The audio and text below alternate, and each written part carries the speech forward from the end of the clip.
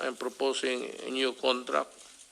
You accept it, and if it's to your liking, sign it.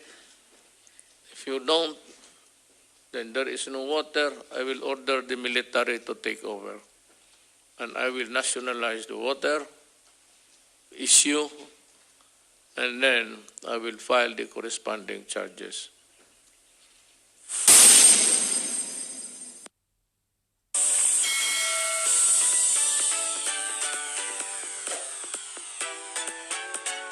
Yes, Sir, good may afternoon. I help you? Yeah, good afternoon. Happy New Year. Sir, can we have a few more details po dun sa sinabi sa amin ni Secretary Panalo kanina na meron na pong bagong kontrata for the water concessionaires? No, there is no contract. What we are ready to give to the parties, the distributors, is a draft which we would like to be enforced instead of the old one, which we think is not good for the Filipino. Sir, draft po. When are we... Draft lang po. Draft pa lang po. So when are we going to finalize it and give it to the Well, companies? I'm sure that one or two of the cabinet, I cannot mention their names, are working at it. Sir, last question on the subject. If they do not accept, sir, yung... That's the problem. That's not, I said that is not my problem. I have this draft. It's either you accept it or not. You do not accept it, then there is no contract. For after all, as I have said, right at the beginning, when I saw the contract, I said this document is null and void from the beginning because it has so many provisions that would infringe into the penal laws of the Philippines, particularly the Anti-Graft and Corrupt Practices Act. So what will happen now to water distribution if they do not accept? Well, then I will have to operate the distribution system. It's either they accept with no guarantee that they will not be prosecuted,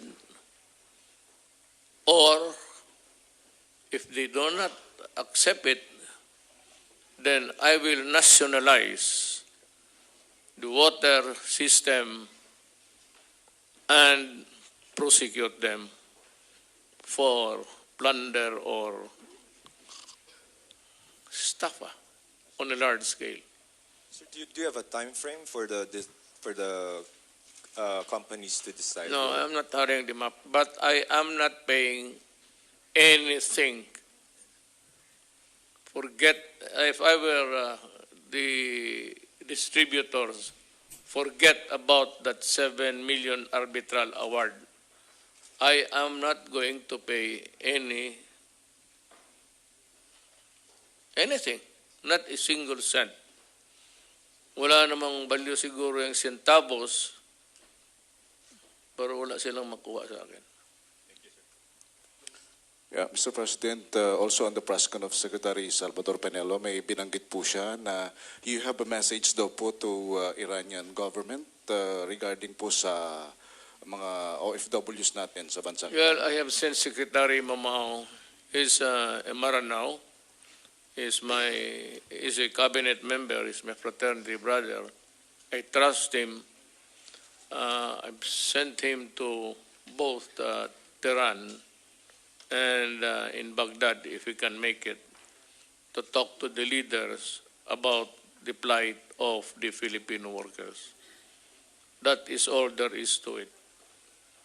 Just to get the assurance that my countrymen will have the egress just in case hell breaks loose in that Middle East. Opo. Mr. President, may we also clarify that you have mentioned last night daw that kung masasaktan ang may masasaktang mga OFWs sa bansang Iran, you might be siding with America. Is it true? No, Mr. I would not President? like it. I just a projection. I might send more than just a special envoy to do the talking. Kung may masaktan, then we'll just have to move physically, not only verbal. What it would consist of, I cannot, as of now, tell you. But we have asked the Department of the Defense to study on how they would make their way out. And I have asked also the Department of Finance to reserve a certain amount for that exigency if it ever comes. So clarification lang po, the statement that you will be siding with any nation kung may masasaktan po sa mga Filipino Yes. natin is not accurate. Well, I suppose that there are so many. It's a multiracial yung nandyan eh.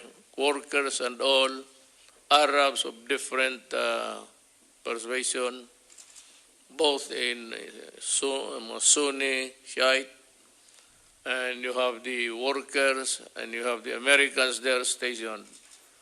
I hope that they would do everything to assure the safety, that no Filipino gets hurt. Because kung sabihin mo may masaktan o may mga casualty, then I would not like it. Then I have to rethink my position. Mr. President, what's your opinion on Vice President Leni Robredo calling your drug campaign a failure? Well, she has been there how many days? 17? 18 days. You know, I hate to say this, but how many voters are there in the Philippines? And just do away with the 200,000 plus that she got as a majority over Marcos. It was really a mistake. I mean, with a slim margin, and you talk big. You know, for all of these years, she has done nothing. She is a colossal blunder. Colossal blunder. Blunder. What about her recommendations, Mr. President? For example, to transfer the chairmanship of ICAD to Dangerous Drugs Board? Sinabi po niya yun sa press conference. Saan ko ilipat? From PIDEA, ilipat po sa Dangerous Drugs Board, yung chairmanship po ng ICAD. Are you in favor of that? If ever. Kung sakali lang.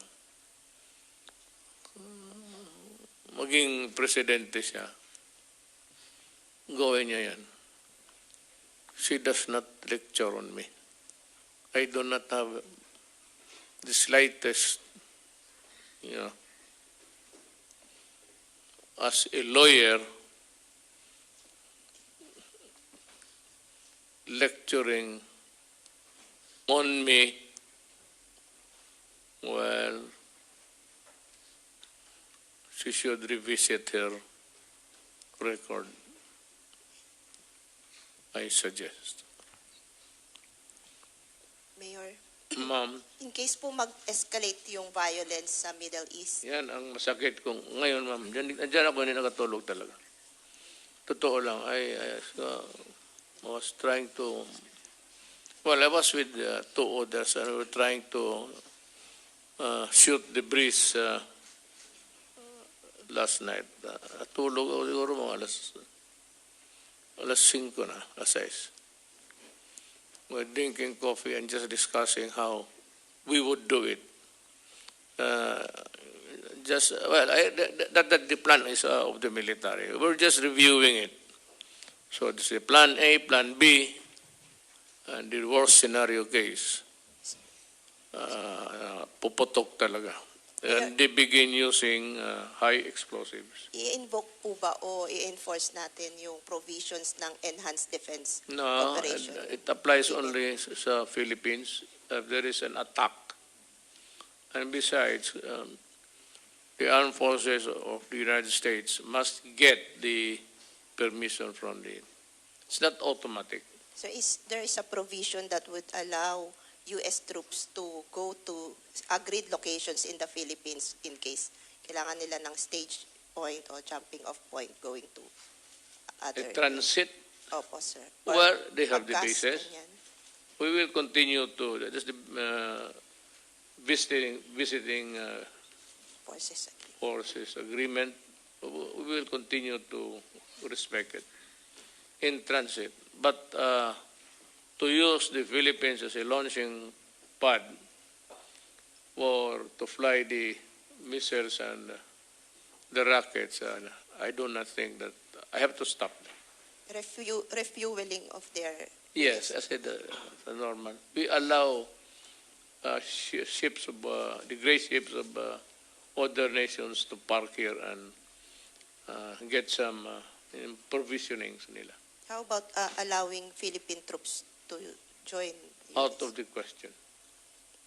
Out of the question. Unless the national interest would demand it, and it will be decided not by me, but me and Congress. So is that the reason why you are asking a special session of Congress? Eh, what? Special session po ng Congress. Yes. Powers to. Well, I said there's money, but you cannot spend it. It has to be budgeted.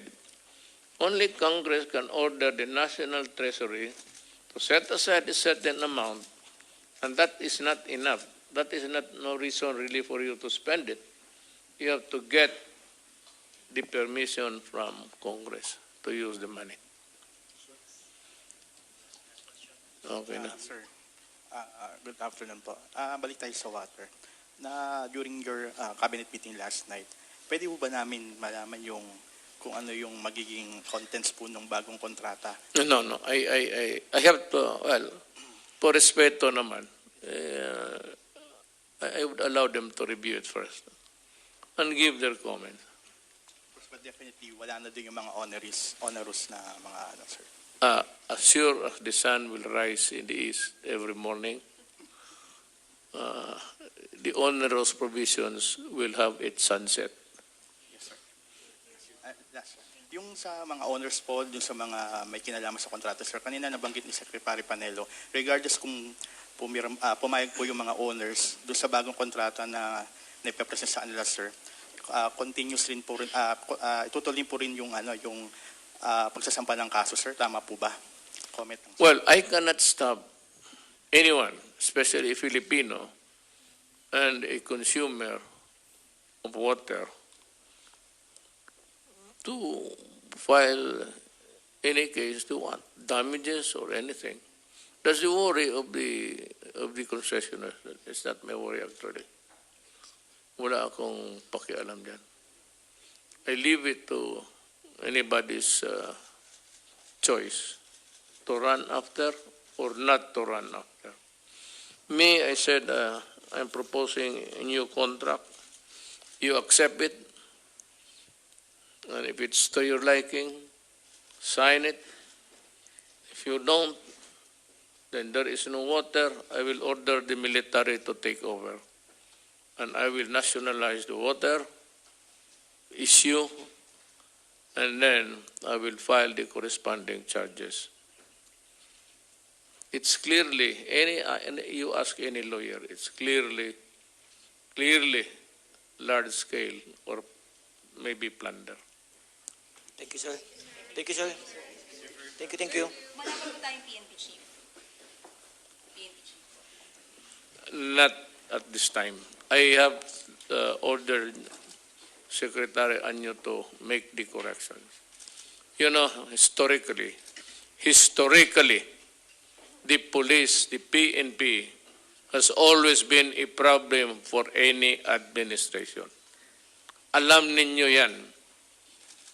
And I think that with the remaining 2 years, if I can just fix a third of what's bugging the PNP, and that is corruption. So meaning, sir, for the remaining years in your term, wala na kayong i-appoint na PNP chief? No. Is that what you're saying? They should have a commander. I said, if I appoint one from them, from the ranks, he would not be able to solve the problem. He would have to need to go to court and do this and do that. I have given Secretary Anyo the blanket authority to get rid of corruption, and it is on his shoulder the future of how the police would behave in the coming years. Na kay Anyo. Thank you, sir. Siya, hindi man siya nagtanong. Ayaw mong tanong, ha? How's your health, sir? Kasi di ba yung mga meron po kayong event in the last week, I think, na hindi napuntahan Saan, ma'am? under the weather daw. Actually, yun sa Davao, Nasa, sir. nasa. Sa Davao daw, sir. What happened? But if the weather will not allow it, it's a low-ceiling cloud. Paano kung maglipad? Diretso ka sa bukid. You know, itong helicopter man is visual. But sometimes I force them to take off, especially if I want to go home. I do not want to rest on any other way. Pinipilit ko sila na mag-take off kami, even in total darkness. But sometimes, if you cannot really see your way in and out of where you are going, then if you say that it's not good to fly there this time. It's all clouds. You know, when you're inside a cloud, you'd know, and this turbulence, yung makita mo pang aeroplano, pag dumadaan ng cloud, yung gano'n. If you are in a thick of a cloud na wala ka, there's no way that you can go out safely. Kaya yung mga sa Malacanang nag-crash na. Because inside the clouds, hindi mo alam kung you're on your side or naka upside down ka na. So it's not because of the health conditions, sir. Masama daw po kasi yung pakiramdam. Masama ang loob ko, ma'am. Hindi ang pakiramdam. Well, I said, I'm 74. Most of the cabinet members are also at my age, kabats ko pa, classmate ko pa, kababata ko. Pag natumba ako, tumba lahat yan. Sigurado yan. Hindi lang ako. Maligaya si Lene.